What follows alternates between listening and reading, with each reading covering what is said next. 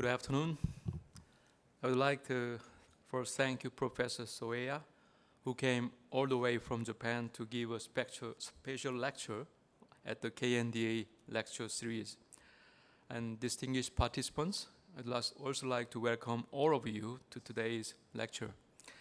For your information, the KNDA lecture series program was launched last year to make a platform for inviting renowned scholars and experts in international politics to share their insights and for facilitating exchange of opinions among domestic experts and the people. As you know well, the last year of 2015, which was the 50th anniversary of the normalization of diplomatic ties between Korea and Japan, was a meaningful year for the two countries in improving their bilateral relations. Despite rather strained relations between the two governments, there were vigorous efforts to develop a future-oriented Korea-Japan relationship, particularly on the people-to-people level, including friendship exchange programs and cultural events and commemorative academic conferences. The first Korea-Japan summit was held last November, and finally, both sides reached an agreement on the Comfort Women issue at the Foreign Ministers meeting in December after 2 years of long negotiation. On the other hand, the regional order in Northeast Asia, including the Korean Peninsula, is highly tense and complicated. North Korea's continued nuclear development and disputes in South China Sea are still the most significant security concern in the region. But these are not the definitive factors that determine the regional order. In this geopolitical environment, we may ask questions such as, what direction should our diplomacy pursue? Between the United States and China, what choices should Korea and Japanese diplomacy take? Today, we have Professor Yoshide Soeya from Keio University. He will give a lecture on the topic of South Korea and Japan between China and the US, opportunities for cooperation and obstacles. I believe Professor Soeya will give us insights and implications for these questions we are faced with today.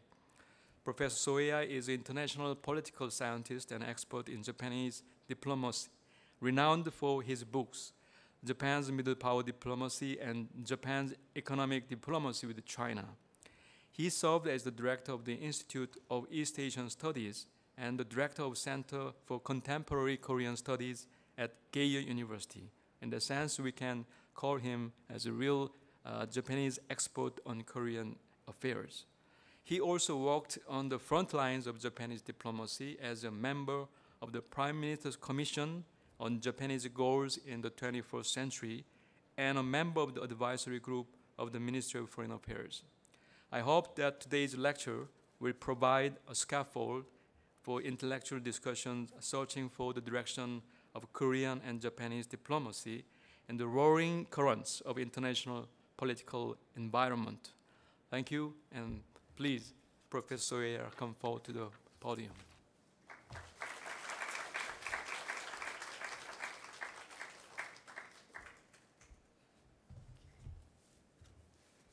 Excuse me, I'm thirsty. I was a bit late.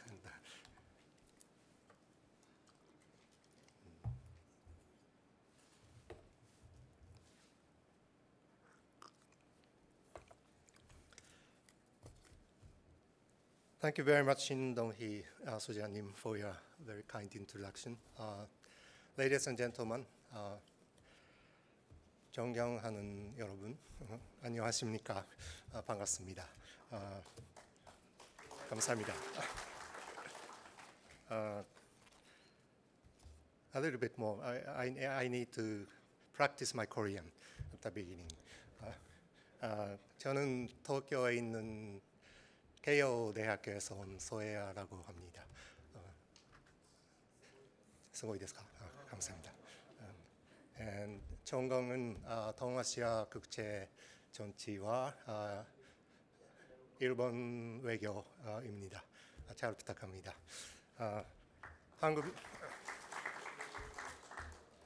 한국어는 여기까지 하고 이제부터 영어로 말하겠습니다. Well, it's a great honor to be the second speaker of this, what is assured to become a very important and renowned lecture series of National Academy of National Korea Institute of Korea National Diplomatic Academy. Korea 한국 군인 외교원. It's a great honor, and indeed. And the first speaker, I understand, was Professor Yoon Young-kwon, with whom I also have had a long association and have a deep respect. And so all the more, it is indeed a great honor. And today's subtitle says opportunities for cooperation and obstacles. But I now have a second thought about that subtitle. I'd like to drop obstacles because they are so obvious. And of course, talking about obstacles is very important. I do not dismiss the importance of that, of course. But my kind of personal thinking is, as Korean government has been saying recently, I also really believe in the so-called two-track approach. On one track, we talk about cooperation and the logic, rationale, and the importance of cooperation. And on the separate track, of course, we will continue to talk about difficult issues, of course, among others, history issues. So, two tracks moving on side by side without one interfering the other in either way. I think that is very important. And maybe we are doing, to a large extent, we are actually practicing, putting to practice the two-track approach. And so I'd like to limit myself to the discussions of issues on one of those tracks, the sort of cooperation. And another point which I would like to emphasize in talking about the importance of two-track approach is often the case there is a comparison between European experiences and Asian experiences. And, but if you look at the long way where kind of, Europe has progressed, first, what came first was cooperation among former enemies, not to mention the importance of the coal and steel communities between France and Germany, and including Benelux, three countries. And so that was a very important first step of not reconciliation yet, but starting a cooperation, and which evolved into European community eventually, and European economic community first, and then European community now. And so reconciliation happened perhaps after accumulation of those steps of cooperation, because if you believe that cooperation is important, I think your approaches toward difficult issues may become a little bit different as time goes on. So maybe that was two-track also in Europe. So both processes proceeded side by side, producing a positive result. And I think we've been doing that, in fact, for many years. But this is high time, indeed, for us to really appreciate the importance of this, European experience. And maybe we are 50 years back behind, but nothing is too late.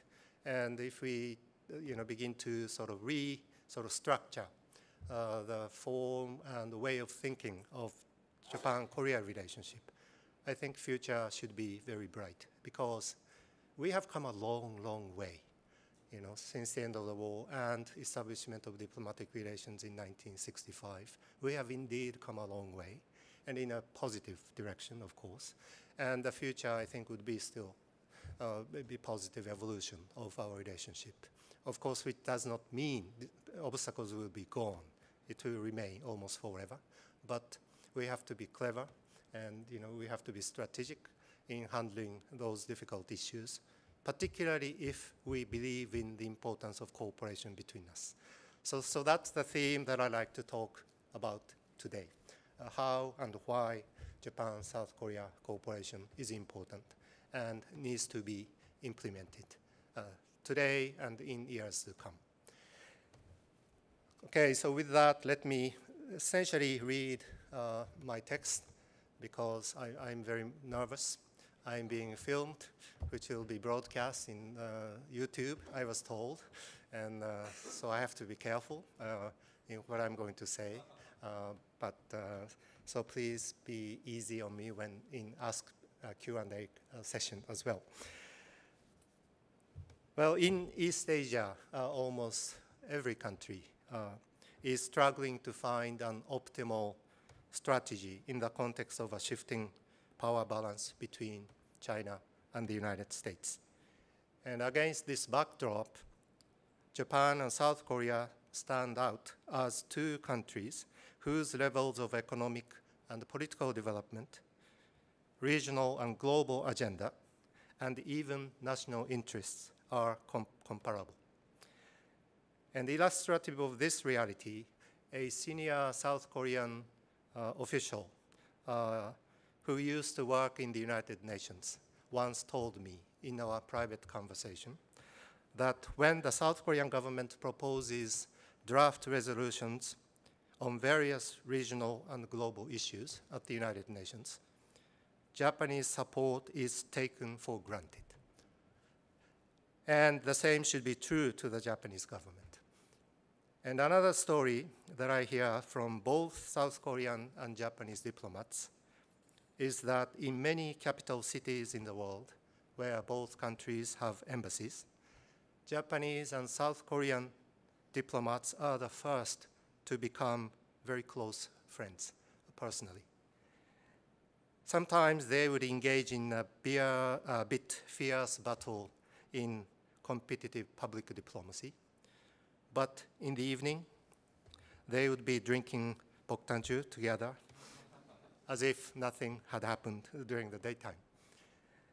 And this, of course, along the line of today's topic, does not mean that Japan and South Korea are united as a counterbalance against a rising China. True, both Japan and South Korea are similarly situated in the evolving East Asian regional order as important allies of the United States. However, conceptually speaking, at least conceptually speaking, their standing between the United States and Japan should be considered neutral, even if we may be closer to the United States in reality as the US allies. Japan and South Korea must remain conceptually neutral because we must coexist in the region as close neighbors of China forever. We cannot move. US can leave, but we cannot move. And at the same time, Japan and South Korea, or for that matter, many East Asian countries, continue to share concerns about the way China is using its growing power in attempting to consolidate a China-centered Asia, and somewhat reminiscent of traditional Sinocentrism. This is not a reassuring sign for China's neighbors. And given this dynamic, Japan and South Korea need close relations with the United States in order to promote a liberal international order in East Asia and to socialize China into this order. Here, there are elements of a paradigm clash, so to speak, between the post-war liberal international order created by advanced democracies led by the United States, which Japan and South Korea have later joined on the one hand, and the Sinocentric order that China might be interested in reviving on the other. Thus, the danger of power politics damaging China's relations with the liberal international order always exists. Two basic factors, however, would make this clash not necessarily preordained. First and foremost, China's spectacular economic rise is a result of the country entering the liberal international order. We should not forget that in this evolution of Chinese success in economic development and modernization, Japan was indeed a key country, providing a helping hand through official development assistance and foreign direct investment. And one of the driving motivations for many Japanese was a sense of guilt about the aggressive war in China and in Asia. I'm mentioning this point in confidence because it was the subject matter of my PhD dissertation submitted to the University of Michigan almost 30 years ago. You can guess how old I am. But the second factor of reassurance is that there are liberal internationalists in Chinese society and the government who understand the importance of steering the path of economic development and political evolution by remaining in the liberal international order. This, however, does not mean that China's liberal internationalists are entirely happy with the institutions and rules of the existing order, despite the economic logic of China's participation in it. Here, China's challenges are presented mostly from within the existing international institutions and even rules, and thus is fundamentally different from the above scenario of a paradigm clash. Against these backdrops, a fundamental question pertaining to the rise of China and the shifting balance of power between China and the United States is which scenario will eventually become a mainstream undercurrent in East Asia. That is a paradigm clash between the liberal international order and Sinocentrism, or a rising China eventually finding its proper place in the post-war liberal international order. And we don't know the answer. And Chinese don't know the answer themselves. First, I will examine some of the key factors evident in the evolution of US-China relations in recent years by focusing on the Chinese conception of a new model of major power relations and discuss its implications for Japan and South Korea, as well as our relationship. Then I will look into the recent security legislation passed in the Japanese Diet in September 2015, last year, and discuss its implications for South Korea and its relations with Japan. First, on a new model of major power relations. Today, many Chinese appear to believe that China is coming back to the center of Asia, which to their minds should be the natural and normal order in the long history of Asia. And behind this belief lies a strong awareness of victimization and humiliation during the modern history of China since the 1940-42 Opium War. For the Chinese people, bringing Asia back to such normalcy may be tantamount to doing justice to history. If this is the case, we should assume that the Chinese leadership's call for a major model, new model of major power relations with the United States is an equally strong motivation.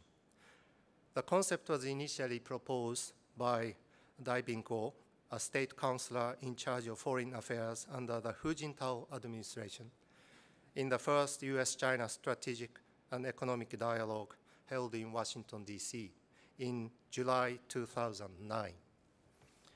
And it is widely believed that China's primary purpose in advancing the concept of a new model of major power relations is to have the United States recognize and respect Chinese so-called core national interests. And Taiwan and Tibet used to form such core national interests for China, but since the introduction of a concept of a new model of major power relations, Chinese core interests have been expanded, at times to include the South China Sea and the East China Sea, including the Senkaku Islands, which have been under the administrative control of Japan for more than a century. And in February 2012, Vice President Xi Jinping said in Washington, D.C., that a new model of major power relations would be characterized by, first, mutual understanding and strategic trust, second, respecting each other's core interests, and third, mutually beneficial cooperation, and fourth, enhancing cooperation and coordination in international affairs and on global issues. In April of the same year, at the fourth US-China Strategic and Economic Dialogue held in Beijing, President Hu Jintao mentioned the concept for the first time. Then in June 2013, Xi Jinping, now General Secretary of the Chinese Communist Party and the Chinese President, reaffirmed the concept at the summit meeting with President Barack Obama at Sunnydale in California. And reportedly, Xi Jinping said to Obama that the Pacific Ocean is wide enough to incorporate the interests of both China and the United States. Simply put, the concept of a new model of major power relations signifies that China wants to coexist with the United States peacefully in the Asia-Pacific, as well as at a global level. As is evident in the above statement by the Chinese leaders, however, one critical condition is for the United States to respect an Asian order with China as the primary architect. If this Chinese wish is to be achieved at all, the outcome would be the division of the Asia-Pacific region between the United States and Chinese spheres of influence. Professor Hugh White of Australian National University recently warned that such Sino-American relations are moving toward a strategic clash and presented a prescription to avoid an ultimate strategic clash by arguing for power sharing between the two across the Pacific. In this realistic exposition on the strategic relationship between the United States and China, however, an important question, particularly for China's immediate neighbors, is whether a strong China that rejects the American primacy would be a benign hegemon in Asia. And in fact, what is often missing in the discussion of the US-China strategic relationship is the examination of the place and role of China's neighbors in the transformation of an Asian order. And obviously, our coping strategies, or the lack thereof, will affect the reshaping of the Asian order in a significant way. This is exactly why the roles of Japan and South Korea, as well as their relationship, are very critical. A few years ago, I conducted interviews with 15 South Korean public intellectuals, in fact, including Professor Yoon Yong-kwan, from diverse ideological and political orientations on their views about East Asian affairs, which was published in Japanese last year. The interviewees were unanimous in stressing the point that South Korea does not have an option to choose between the United States or China, does not have an option to choose the US to confront China or vice versa. In the ultimate scenario of a strategic clash between China and the United States, South Korea's choice would be the United States.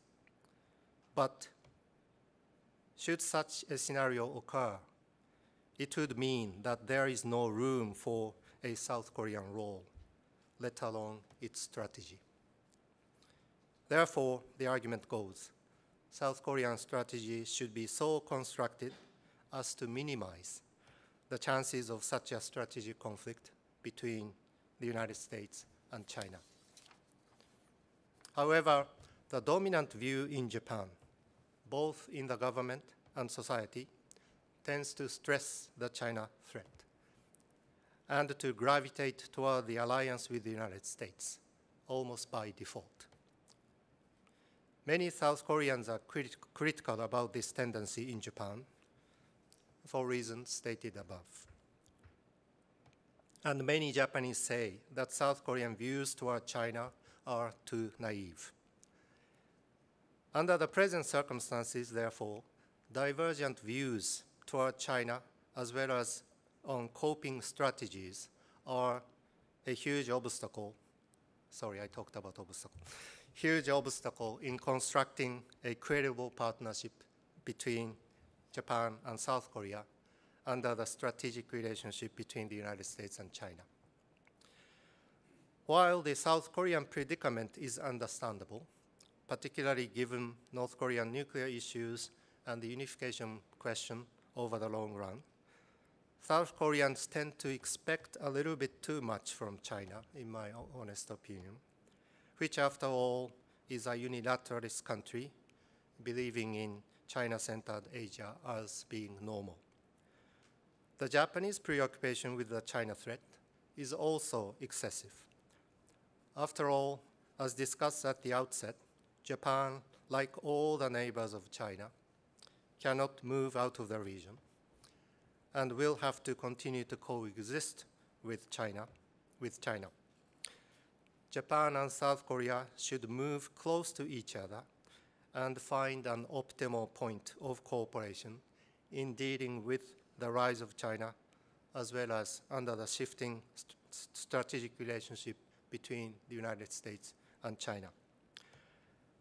The appropriate concept of such cooperation should be Middle Power Security Cooperation, which I will discuss later. Before that, I will look into Japan's new legislation for peace and security passed in the National Diet on September the 19th last year and discuss its implications for security cooperation between Japan and South Korea, as well as for trilateral cooperation involving the United States. The legislation for peace and security consists of revisions of 10 existing laws and the drafting of one new law. And they could be categorized into the areas of into 3 areas of Japanese security and defense policy. First, situations threatening Japan's survival. Second, situations of important influence. And third, international peace cooperation. The first, situations threatening Japan's survival, relates to the most controversial question of the right to collective self-defense. Whereas the category 2, situations of important influence, is about the modification of the guidelines of defense cooperation between Japan and the United States, the so-called the guidelines, initially introduced in the late 1970s and revised in the 1990s. The third category of international peace cooperation should be self-evident. And regarding the category 2, situations of important influence, revision of the existing laws in this category has opened up a new horizon for Japan's logistical support in the event of regional contingencies in 2 dimensions. First, the new laws have expanded the activities of the Japanese self-defense forces in logistical support, such as inspections of suspicious vessels in the event of a crisis, without involving use of force by the Japanese self-defense force. These activities, however, still very much remain short of the actual use of force, therefore limited only to logistical and other related support activities. And secondly, this revision entails an important change from the previous regional contingency legislation that limited Japan's logistical support to the United States alone. Now, at least legally and theoretically, Japan is able to work not only with the United States, but also with South Korea, or even trilaterally in case of a contingency on the Korean Peninsula, to conduct various support activities. In this sense, at least from a purely military logic, the new legislation relating to the Category 2 of situations of important influence is an asset in South Korean military planning. And for that matter, for joint military planning by South Korea and the United States in the event of a contingency on the Korean Peninsula. In reality, however, the political environment of Japan-South Korea relations is still quite premature or even hazardous, because raising such theoretical traditional security cooperation alone, even at the level of logistical support, would make the relationship difficult, despite the obvious logic of positive military and security logic. It is important for both governments and interlocutors to continue to nurture a political environment for military planners to be able to proceed rationally and realistically. Category 1, which pertains to the most controversial issue of the right to collective self-defense, gives rise to more complex issues. The three conditions for the use of force for self-defense used to read as follows. Prime Minister can order self-defense force to engage in combative operations. First, when an armed attack against Japan occurs. And second, when there is no other appropriate means available to repel the attack and ensure Japan's survival and protect its people. And the third, the use of force should be limited to the minimum extent. So these conditions have limited the use of force by Japan to self-defense in the strict sense of the term, which is, of course, due to the Article 9 of the Japanese Constitution. And according to the new law concerning the right to collective self-defense, there is now a new condition, new addition to the condition 1 as follows. When an armed attack against Japan occurs, so this is the old condition, a new addition goes, or when an armed attack against a foreign country that is in a close relationship with Japan occurs, and as a result threatens Japan's survival and poses a clear danger to fundamentally overturn people's right to life, liberty, and pursuit of happiness.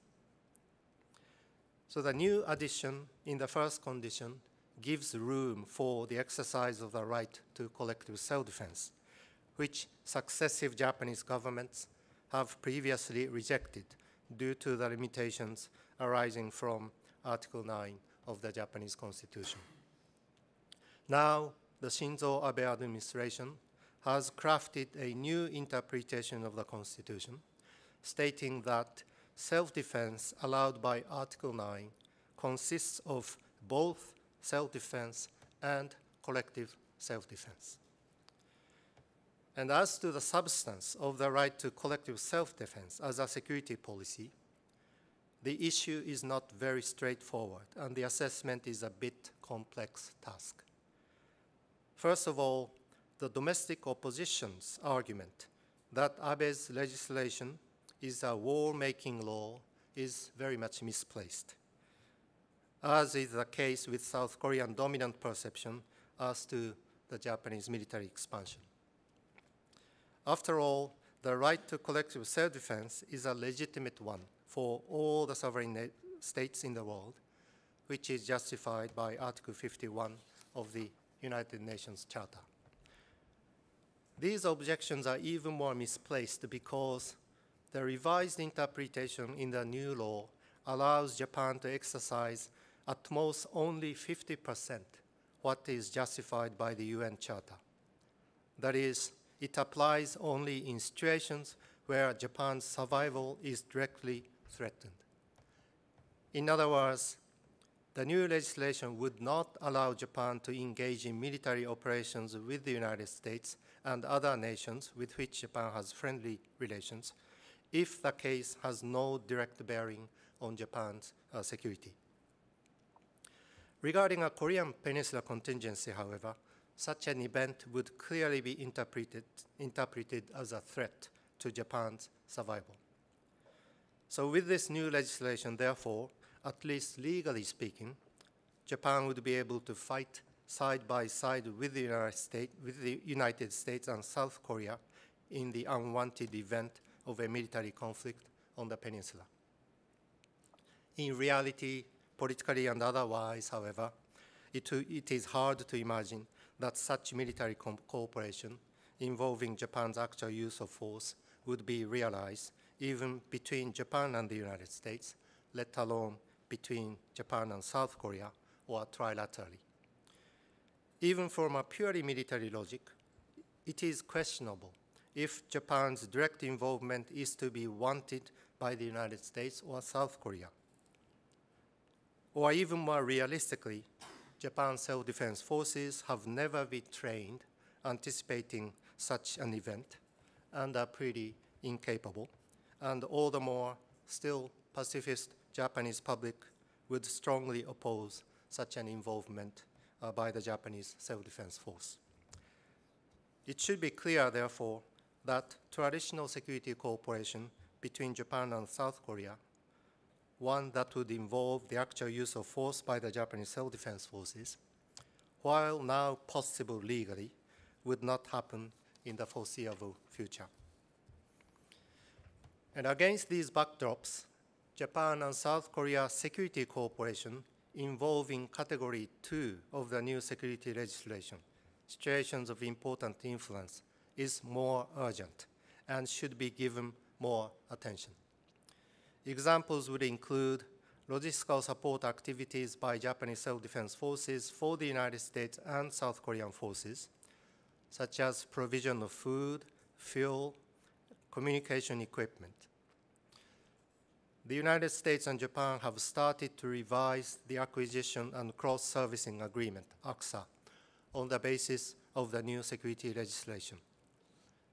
Involving South Korea in this arrangement seems politically unrealistic for some time to come, but this is perfectly logical and rational from an operational perspective in the event of an emergency on the Korean Peninsula.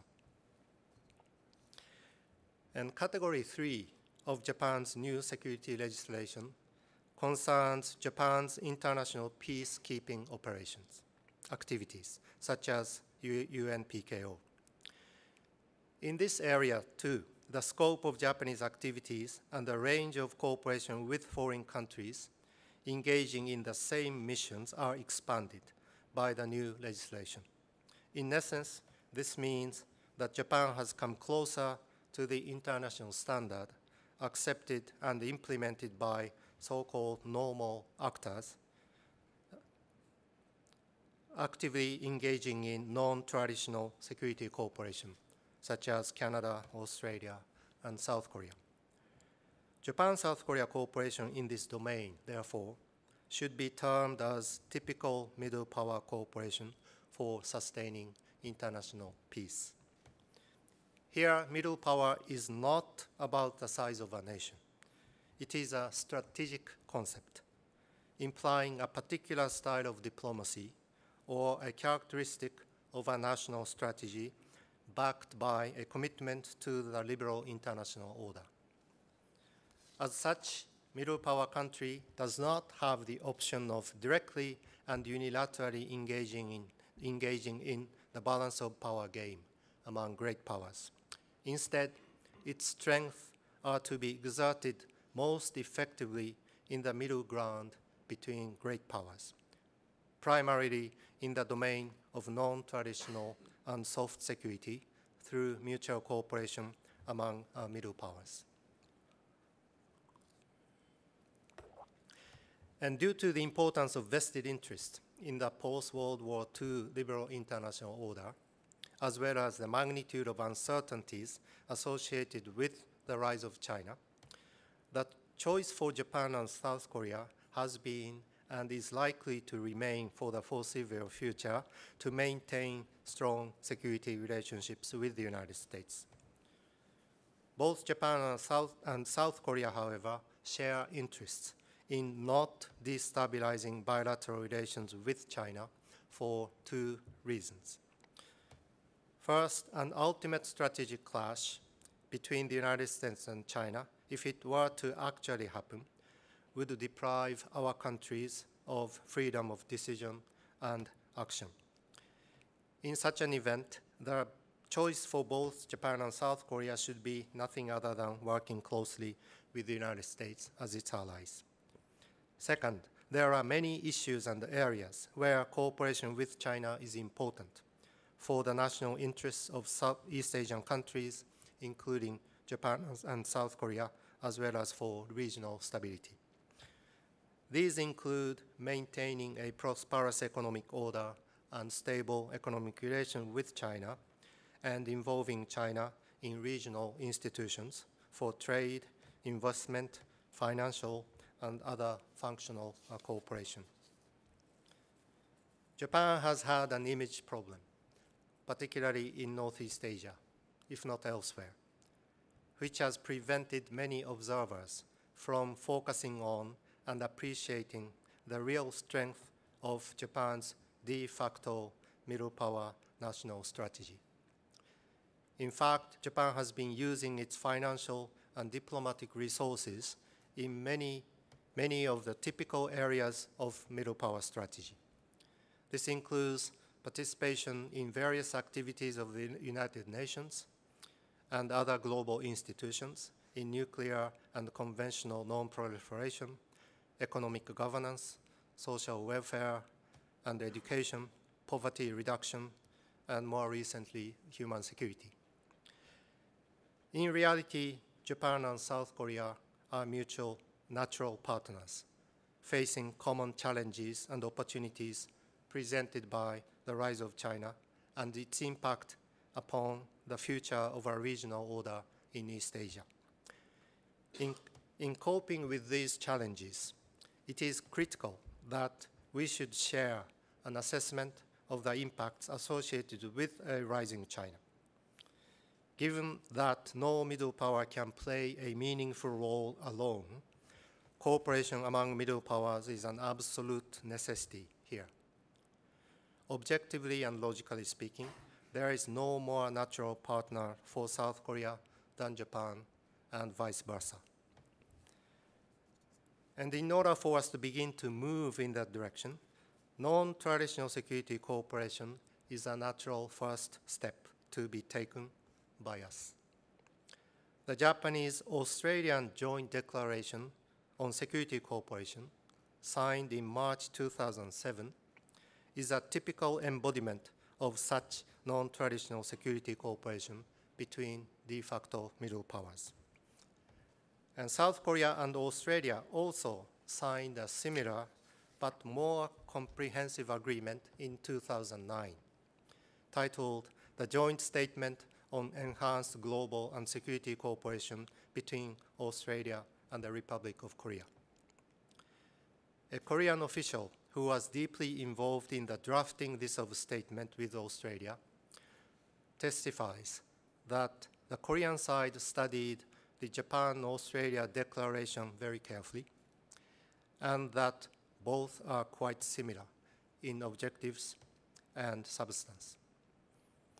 Efforts were made by Tokyo and Seoul to reach a comparable agreement toward the end of the Lee Myung-bak government, with the two sides making progress on the bilateral acquisition and cross-servicing agreement.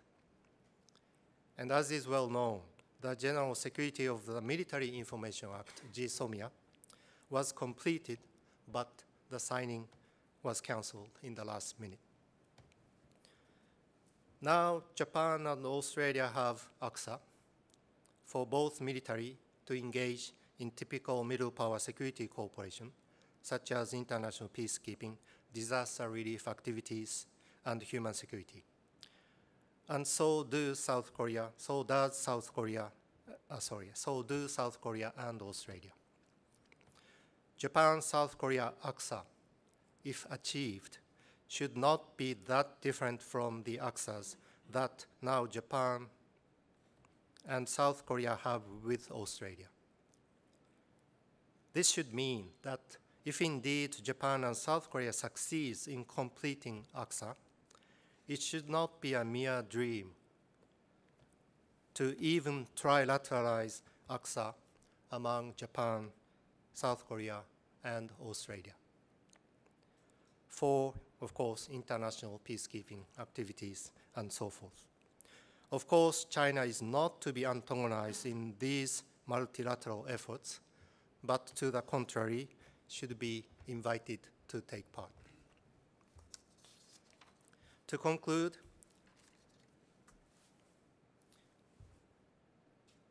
I'm doing well in terms of time.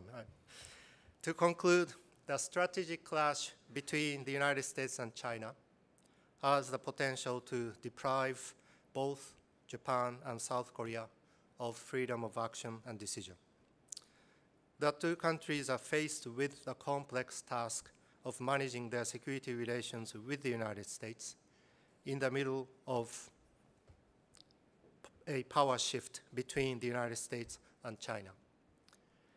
And under these circumstances, the common denominator for the national strategies and interests of Japan and South Korea is to maintain and strengthen the liberal international order through middle power cooperation, sustained by the alliance relationship with the United States as its backbone for the time being. This is our so-called autonomous strategy, so to speak, which cannot be sustained by a single country alone. And over the long run, the ultimate goal of such strategy is to increase the robustness of our standing between China and the United States, and thereby to strengthen the common ground upon which we should coexist with a strong China, and to cope with shifting roles and strategies of the United States. So I'll finish here. Thank you very much for your attention, and would like to engage in discussions. Thank you.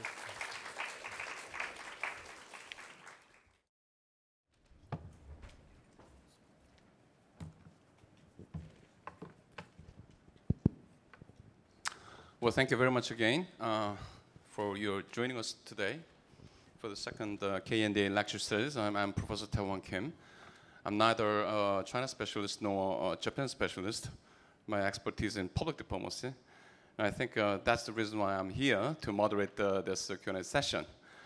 All right, thank you very much, Professor Soeya. Professor Soeya is an old friend of mine. And just before we begin our intensive Q&A session, I should let you know that he's a really sincere friend of Korea. He loves Korea, particularly he loves Korean pop culture. And to my understanding, he could sing Korean songs, over 200 Korean songs, without even referring to 노래방 책. Slightly over 100? Exaggeration. Well, anyhow, thank you for your affection for Korea, good friend of Korea. All right, yeah. Well, I personally, this is not flattery, not lip service. I'm really impressed by his very, very clear argument. And before actually opening up the floor, I would like to ask, as a moderator, just one or two very fundamental questions, which I think is at the very root of your argument. I mean, his message is very clear as you hold his lecture. Middle power cooperation, starting all the way from non-traditional security cooperation toward hardcore security cooperation, and it's very important for, in that context, for both two countries, Korea and Japan, to call us together. Okay. But I believe that, I fully agree, I can't agree more, but then I should make it very clear in the beginning that if that actually to be possible, then we first of all have a share between Korea and China, the common identity. Korea and Japan, Korea and Japan. In between, the Washington-Beijing strategic rivalry, I believe that we have to find and establish a very firm common identity, which should be, according to Professor Soeya, anchored on identity of middle power. Okay, Professor Soeya, my question is that we actually Koreans, even officially our Ministry of Foreign Affairs pursues the so-called Korean middle power diplomacy. We claim ourselves as a clandestine middle power. But then sometimes, many times, even myself, find myself being surprised by foreign people who reply, how come Korea is a middle power? Korea is already over and beyond middle power, is already like a great power, one of the great powers.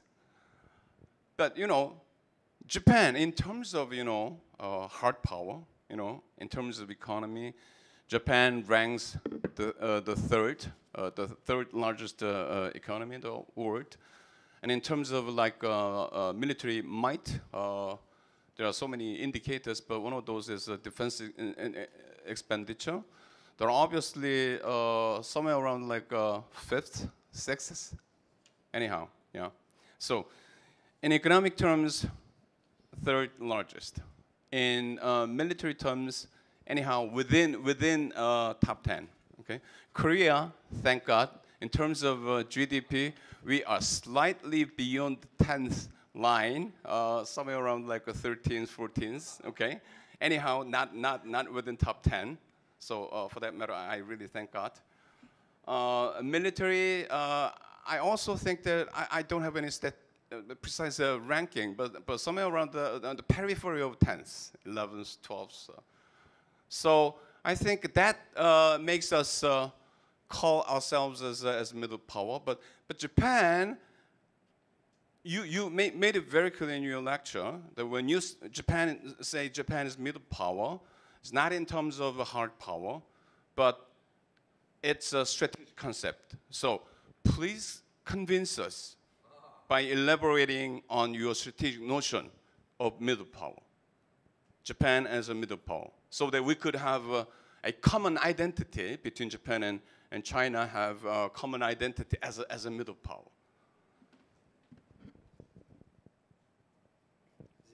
I think it's on. Oh, okay. Well, my suggestion to you is to look at my YouTube once again. Listen to the talk once again. And I thought I did it in my presentation, but if you are not convinced, I think, yeah, I understand it. Koreans are hard to be convinced, but I think I tried to do it, so I don't want to repeat it again. But let me put the question in some other way, respond to that in some other way. As you said at the end of your comment, middle power is not about the size of the nation. So whether Japan is middle power, great power, I'm not interested. And this is not even an element of identity either, because I cannot imagine that Japan would come up with this concept as an identity. We have complex history, right? We have dominated Asia once by military, and not a small number of people believe that was not necessarily a wrong war. And so all the more, this question of history is the most critical factor which divides our society. It's a divisive issue. And so forming a consensus is not easy. And so I cannot imagine any time coming that Japan people would be content with this concept as representing something related to identity. But 50 years later, I don't know. We'll be super old society, and our national budget may be bankrupt. And so I don't know, 30, 50 years ahead, I don't know. This may happen almost by fourth. But anyway, so that's number one point. And I'm not talking about this concept as a somewhat a consensus or something like that coming from the Japanese side. I'm more or less fighting a lonely battle, even in Japan. And when I use this term as a strategic concept, what I mean are maybe two or three. One, if you trace the evolution of post-war Japanese, security policy and defense policy, of course, economically we have become very strong. But in the domain of, power politics, traditional security, Japanese behaviors were actually de facto middle power behavior. We have never been engaged in a typical unilateralist action, which is characteristic of a unilateral, independent, great power, strategically great power. So that's what I mean. And so it's partly an explanation, concept to explain the post-war evolution.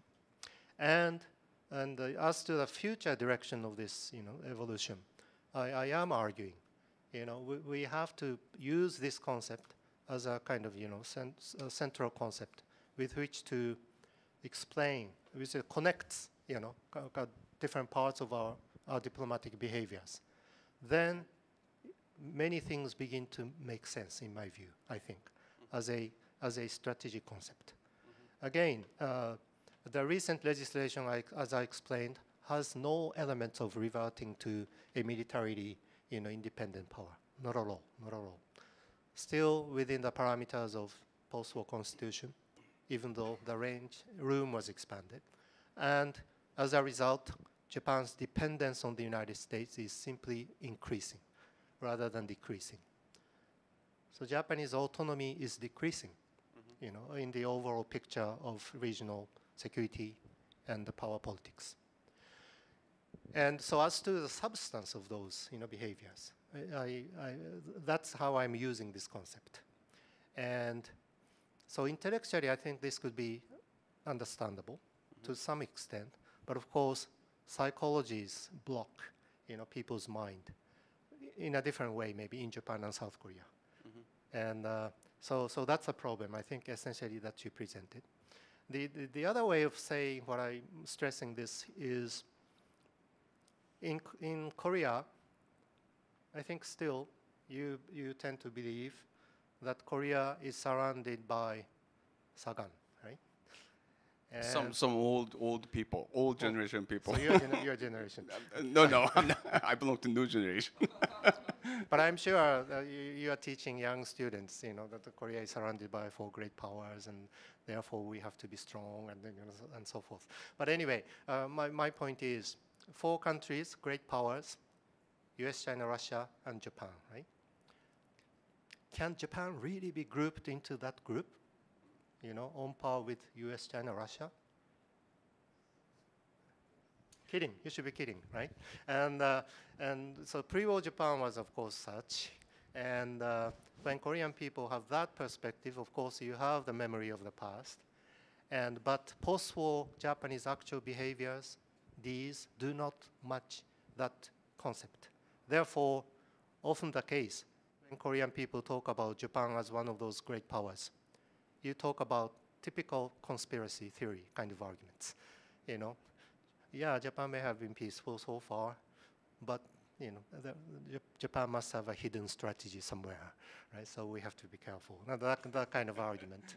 And so whenever Japan faces crossroads, Japan finally, getting rid of the, post-war mold of constraints and will come back. That argument has been popular throughout almost all the period after the end of the war, since the 50s, 60s, 70s, 80s, the end of the Cold War, and today under the Prime Minister Abe, right? And but in reality, that has not happened. Therefore, my geopolitical picture, as an alternative to the Korean perception, is rather than Korea surrounded by the 4 great powers, Japan, South Korea are surrounded by Samgan, 3 great powers. 3 great powers. I think that's much closer to the reality. And Korea has 5 neighbors, if you include US. You know, North Korea, China, Russia, Japan, US. Which is the most natural partner in terms of, you know, your agenda, regional agenda, or even your national interests? Which is the natural partner with whom Korea benefits most if, you know, you just simply deepen your cooperation? And China, North Korea, Russia, US. So Japan is different from all these, right? And so those are the things that I have in mind when I talk about this concept and the importance of Japan-South Korea cooperation. So in that sense, as I said in my speech, so far it's only theoretical argument. But I think there is some truth there. But as to the obstacles are important because of these obstacles, you know, these truism, you know, cannot get realized in actual strategies of both Japan and South Korea. And that's why two-track is important, as I said at the outset, you know. So that is why the history track should not interfere with the other track of talking of these things. Of course, we are all human beings, so psychologically and otherwise, it's not easy. So it's only the wisdom and, you know, reason, you know, that can work on this very difficult, you know, nexus of two tracks. And so the advantage of university teachers are that we can engage in those, you know, rational, logical arguments, and that's what I'm doing. And why Korea is important? Sorry, it's not because of your songs or cultures, but because of this, you know, kind of diplomatic kind of sense of strategy. Yeah. I started this argument officially in the year 2000, 16 years ago. And once I begin to think of Japanese strategy from this perspective, you know, the importance of Korea simply, you know, became obvious, you know, because of this framework.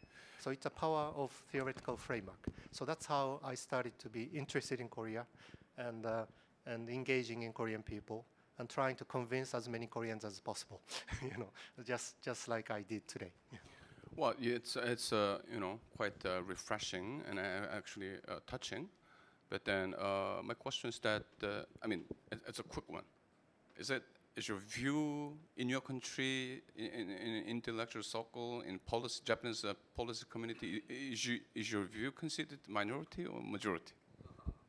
Well, if I don't use the term middle power strategy, I think substance of my argument should be reasonably understood, I think.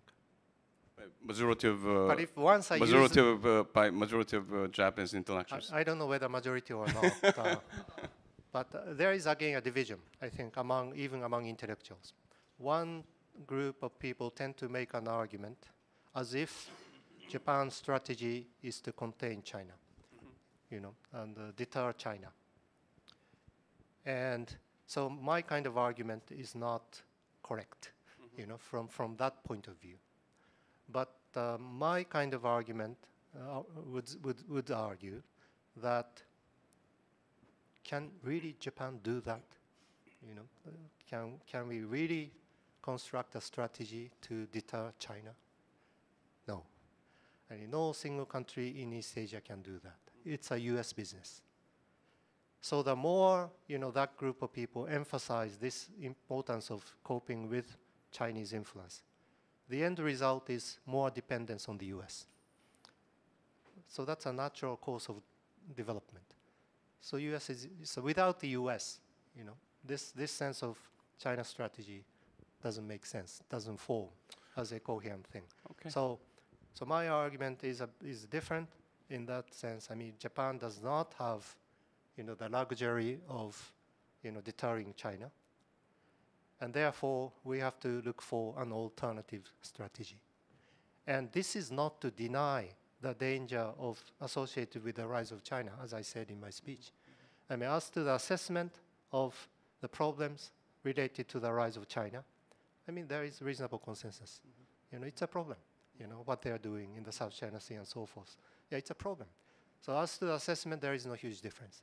The difference is as to the coping strategy. And I'm arguing, Japan developing its own independent autonomous strategy to, check China. There is no such thing in our option. And so those are the kind of, so in terms of substance, I think we are divided very much. Yeah. All right. I believe that actually, you and me, we actually gave enough time for our audiences to warm up, to think about questions, raise questions. So now I'm going to open up the floor. Any of you have a comment? Please identify yourself briefly, and then please try to be compact, as compact as possible. So we're gonna first of all gather like a couple questions collectively, and then turn to you. Okay, thank you very much. Thank you, Professor Soya, for your lecture today. My name is Jungwoo Lee from Kangwon National University. It's very nice to see you here. Okay, my question is, I'm sorry to deal with obstacles in this time, but I would try to raise the questions about this. What some South Koreans are mostly worrying about is the right-oriented, the political orientation of some politicians, especially in liberal democratic parties in Japan, like regarding imperialism, like of the past. So in this regard, I would like to raise two questions. The first is, could you please clarify the political orientations of those politicians? And the second one is, I believe that laws that you have stated at this time can be seen as only purely military logic, but how can, if such right-oriented political orientation is in reality, then how can the right-oriented political orientation and that purely military logic law can be coexisted? Thank you.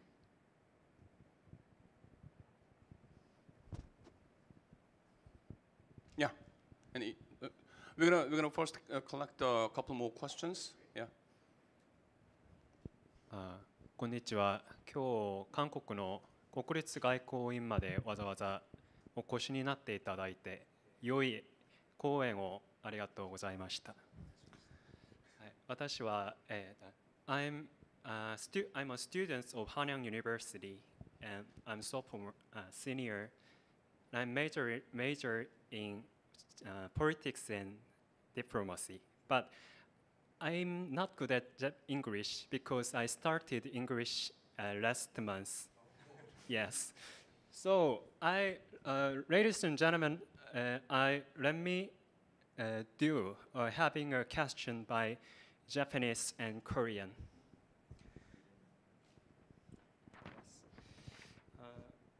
Yes. これまで我々はアメリカと中国は兄弟国なので対立するはずっていう観念、つまり国家レベルの利益は共立できないという前提をしてきたようですけれども、それは現実主義、つまりリアリズムという政治学的な概念に基づいているんですかね、ですからですか。アメリカと中国両方が協力していくのは原始的に不能っていうのですかね。そうなれば、それができれば韓国と日本は協力しやすい環境を迎えると思います。한국은 지금까지 미국과 중국 사이에서 두 강대국은 대립할 수밖에 없다라는 관념을 가지고, 즉 정치학에서 흔히 말하는 국가 레벨의 국가 이익은 양립 불가능하다고 하는 전제를 깔고 왔는데요. 이것은 현실주의에 근거한 생각이라고 보시는 것인지 궁금합니다. 또 미국과 중국이 서로 협력을 해 나간다면 그것은 원시적 불능이라고 생각하시는지요? 만약 그것이 가능하다면 한국과 일본은 보다 더 협력하기 쉬운 환경을 맞이할 것이라고 생각합니다. 감사드립니다. Can I have one more questions. One more question. Yeah, right up there. Thank you for your lecture. My name is Park Sung-hyun. I'm a student from Kyung University studying international relations. So my question is, I would like to narrow down the scope of issue, which is, you mentioned that Japan would like to, in case of contingency on the Korean Peninsula, Japan would like to deploy, engage in issues, but then, and I guess the contingency would likely be the case of North Korean, some kind of contingencies. But then, in terms of South Korean perspective toward the North Korea, based on its constitution, it's not a sovereign state. But then, if Japan is would like to engage in the issue in case of contingency, would Japan receive consent from the South Korean government and do their engage in the issue? So my basic question is about the consent of South Korean in case of contingency. Yeah, thank you. Okay, we have 3 questions. Yeah, you ready? Yes. Okay, from the last question, which is easiest. The first question I wanted to avoid today, but we'll try.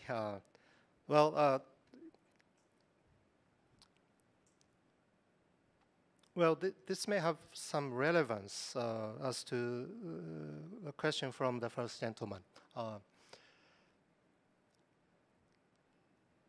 According to the new law, as I said, Japanese options increased, and these options include, possible cooperation between Japan and South Korea in the event of a contingency, which is about North Korea. And in the law, this is, precisely stated that in order for Japan to deploy its forces, the recipient country's consent should be there. So if you say no, we cannot do anything.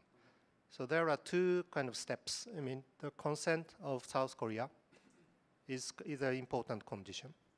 And secondly, it has to be approved in the diet, in our national diet. So those 2 are very huge barriers, in fact. And those are some of the reasons, why I said, stressed in my speech, actually, these may not happen. Of course, it's a matter of South Korean perception and national sort of image of Japan. But practically speaking, too, there are those obstacles.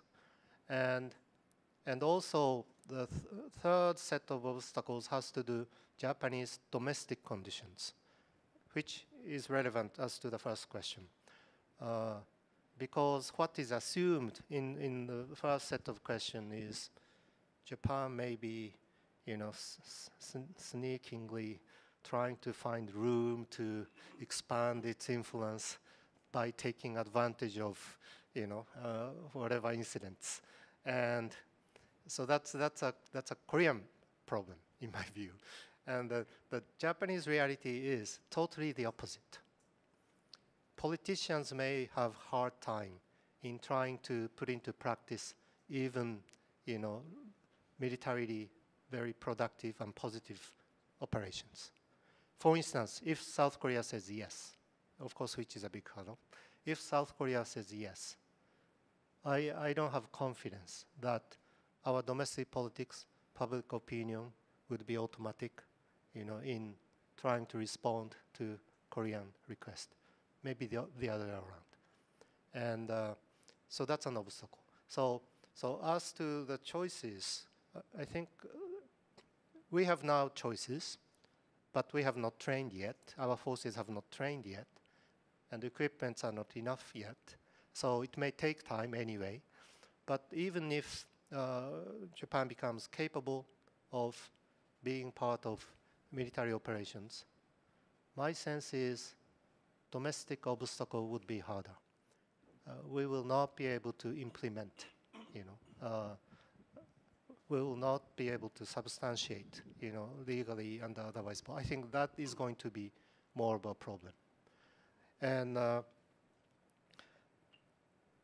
yeah, okay, I'll come to the first set of questions. Then, therefore, I think that's a reality.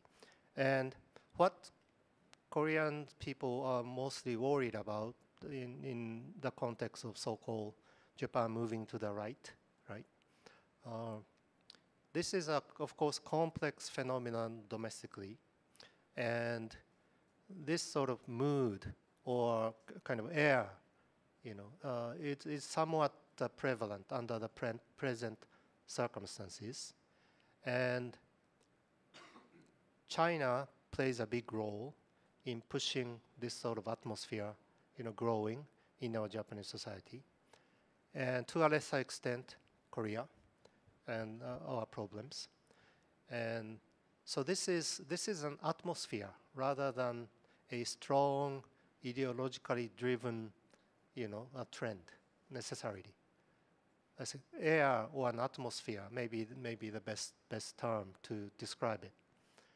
And one thing for sure is this kind of shifting mood is not anything which is driven by any sense of future-oriented strategy. Perhaps there is no such thing. If there is something, as I said previously, it's about China. They are so much concerned about Chinese growing influence and aggressive behaviors. But as I said, Japan cannot have a comprehensive autonomous strategy alone. Therefore, end result, reliance on the US. So under the current circumstances and atmosphere, importance of US is simply increasing, almost by default, not necessarily by choice. But as long as you are stuck with China, of course, you have to talk about the importance of the alliance. And that may sound as though this is a strategy, and it may be, yes, it is, in fact, to some extent, but truly independent-oriented, politicians are not necessarily happy about US influence in other dimension, right? Becoming dependent on the US is not necessarily welcome, emotionally and otherwise. So those are the things which are happening. So therefore, these things are not really, driven by any coherent, sense of strategy. No, there is no such thing. So this is perhaps what is difficult for Korean people to understand. Many of you believe Japan should have a strategy somewhere, should have honne somewhere, right? And that's not the case, And so how these, kind of what Korean people are worried about in terms of, moving to the right, I'm of course having a hard time in, objectively analyzing this phenomenon. But one thing for sure is it's not driven by any coherent sense of future-oriented strategy. But they have agenda. They have sets of agenda which are very important. And the core source of these agenda could be, this is hypothetical, could be a sense of trauma about the defeat in the war and occupation policies. And the occupation policies made Japan a different country, right? And these conservative people basically do not like many of those institutions and schemes, created during the occupation as part of occupation policy. So changing some of those are their primary agenda. And ultimately, revision of the Constitution. But these are driven by, again, a sense of trauma, or ressentiment in French, sense of deep kind of remorse and trauma about against the strong country which kind of affected the weaker countries state of affairs and even the core part of Japaneseness, right? So they have some agenda. So that's what they are pushing, and but this process is not necessarily driven by any future-oriented strategy, as I said. So that's how this is hard to, appreciate. But personally, I'm not worried about the outcome of that. I mean, because as a result of the changing mood, Japan becoming once again as a strong military country, no, it's not going to happen. That's not what they are trying to do either. Yeah. So in that sense, you don't have to worry. But understanding, and this is difficult for us. Domestically, this is a very difficult environment, to cope with in talking about my middle power strategy, for instance. Yeah. So how about what is your response sorry, to yeah, second question. Second question. As a teacher, I think you have an obligation to answer his question. Yeah, you basically said U.S.-China conflict is sort of preordained, and of course I didn't say that, but you made a reference to one theoretical approach, right, to U.S.-China relations, and such a theory is a realism, and yes, but there are different types of realism. So, but the one extreme, kind of Mearsheimer type of realism, and I think that's one kind of theoretical approach to this, right? But that's not why I wanted to emphasize. There is such a danger, I said. Yeah, but there are elements which would make this development not necessarily a kind of assured, course of evolution. And so my answer to that complex situation is that I don't know. Nobody knows how this would evolve. Therefore, our strategy, coping strategy, becomes very important, So under those uncertainties, there should be room for us to do something jointly and create a East Asian regional infrastructure, so to speak, which should become robust enough for us to stand on and cope with future uncertainties, of Sino-American relations. And but coming back to your point, and if that realism prevails, I think your point was Japan and South Korea should be able to cooperate, right? That's what you said. And in a way, yes, but that would mean we will work closely with the United States, right? Japan, South Korea working together and working with the United States, and that way try to affect this strategic clash between China and the US. That may be the only scenario where Japan and South Korea cooperation would be stronger under the ultimate scenario of strategic clash between China and the United States. And some of the Japanese may want to see that. But I don't know if that's Korea would be ready to accept such a scenario. It's your matter, so you may want to discuss among yourselves. Yeah. But Professor Soeya, you consider yourself as a liberalist. What do you think? In terms of school of thought, not realist. I guess so. I mean, but this is what Joseph Nye talks about in his famous textbook. He's liberalist, right? But foundation of liberalism is understanding realism. Yeah, you have to understand realism first. Then liberalism, something which would gradually change, modify the negative, aspect of realism. In order to do that, you have to understand realism. So you have to be able to talk about realism. Okay. But if you talk about changes, evolution, that's liberalist. Yeah. Okay. Oh, just for your information, we actually Diplomatic Academy last year. We invited Professor Mearsheimer to our signature conference last October. That's just for your information. All right. Why don't we have just have one or two questions, if you have any, right over there. Yeah. My name is Han Sung Lim. I'm currently a senior at Hangul Academy of Foreign Studies. As you responded to Professor Kim Tae-won, psychology blocks people's minds, and in his field of public or soft power diplomacy, grassroots sentiments are important aspects of diplomacy. And I read your 2012 article on East Asian studies that you wrote that hatred is shallow but widespread, that Koreans have negative sentiments to Japanese, and Japanese to a lesser extent have negative thoughts about South Koreans. And one of the solutions you presented in various articles is statesmanship, that political leaders should move relations to the next level despite widely negative public opinions. So my question is, how do you assess current leaders of each government, and what recommendations do you want to give them?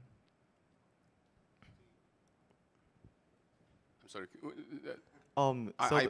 I must have some hearing problem. So should I repeat my question again? Yeah. What is your point? So my question was to Professor Soya. Soya, to you. Yeah. Not to me. Sorry. So how do you assess current leaders of each government in pursuing the cause of improving relations between South Korea and Japan in the aspect of statesmanship? Sorry, your English was too good. Sorry, I had a hard time understanding everything that you said. But you're talking of the impact of the leadership relationship, the role of the leadership, political leadership? Yes, in diplomacy. And in diplomacy. Okay. The current leadership or generally? Both. Current leadership. Current leadership. Yeah, please sit down. Yeah.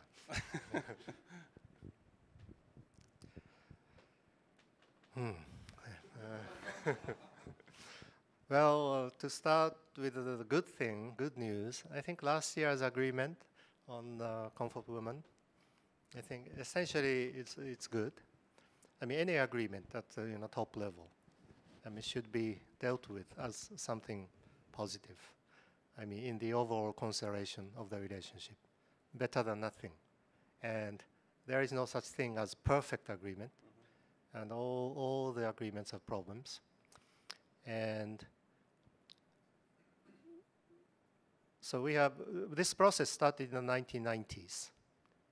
And in the 1990s, Japan had a series of very positive, policies, starting from Kono Statement and Hosokawa Kim Il-sung Summit in Kyonju, and Murayama Statement, and Kim Dae-jung Obuchi, historic reconciliation. So we have those records, and we shouldn't forget, and dismiss, all those as being nothing. And the last year's agreement should be regarded as another step forward.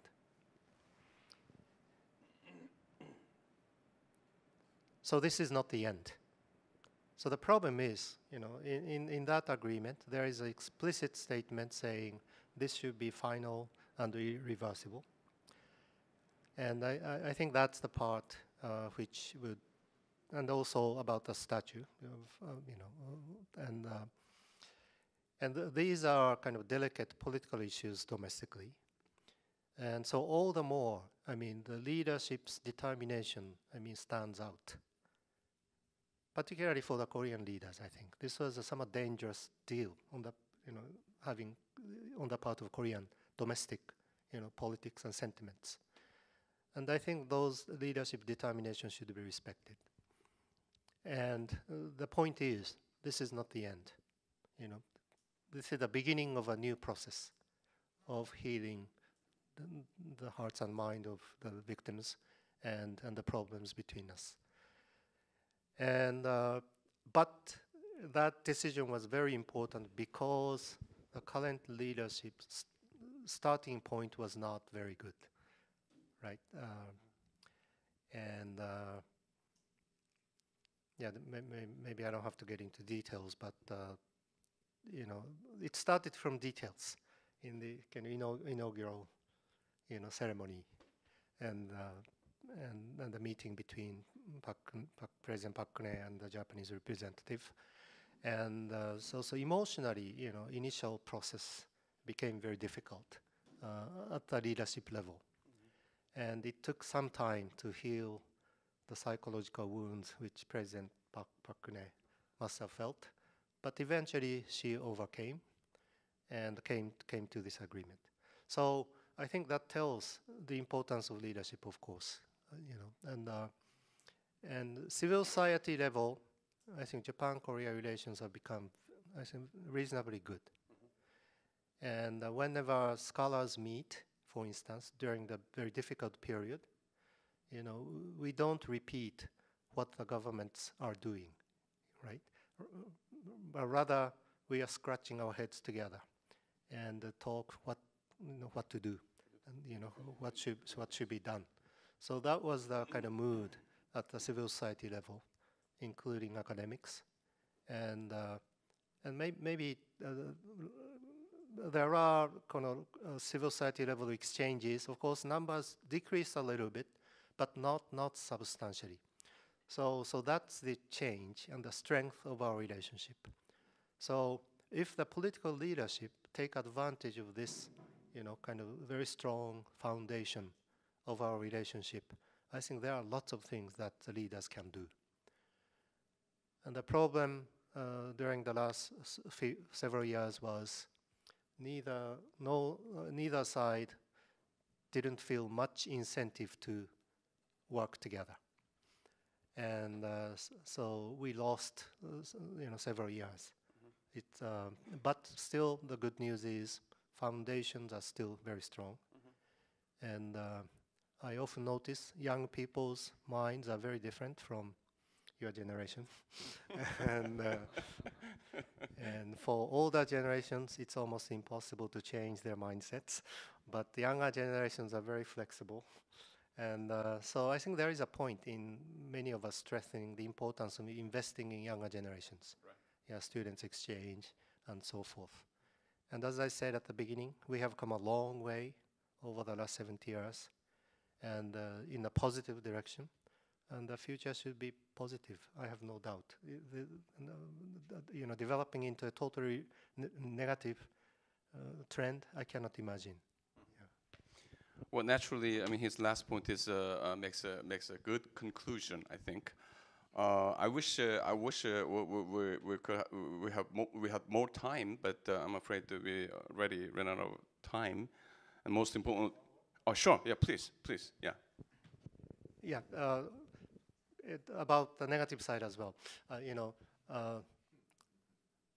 There is a sort of anti-Korean movement in Japan which Koreans are very concerned about. But I am not. Of course you are not. Because this is a result of the basis of our relationship becoming wider.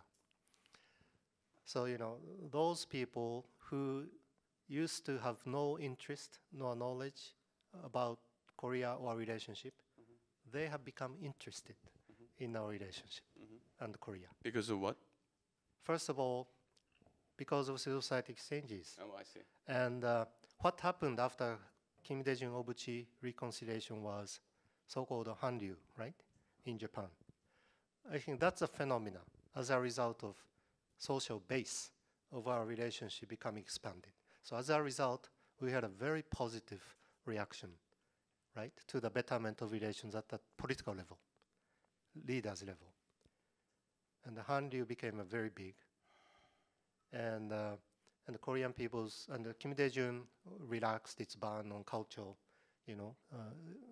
things from Japan, right, which must have had a huge impact upon younger people's perception of Japan.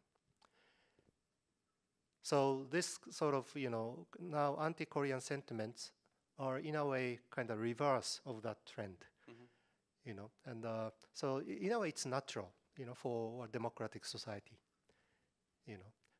Different voices. Yeah, different voices. And we know Korean people don't like Japan much. And it's not surprising that there are Japanese who don't like Koreans. But if you take it as a phenomenon of our social base becoming wider, then first thing we had was positive development. Now we are seeing somewhat negative development, maybe partly because of political leadership's relationship. But future, we don't know, And it will be a fusion. But one thing for sure is we'll become more mature, in terms of our relationship, in terms of our views of Korea. And the same should be true for Korea. Korea will become more mature in looking at Japan and talking about the relationship. Well, thank you very much. I just realized that the air conditioning went off a couple of minutes ago. That means that we have no other choice but to adjourn the session now. So, please, ladies and gentlemen, join me in thanking Professor Soeya for his very clear and impressive presentation. Thank you, Professor Soeya.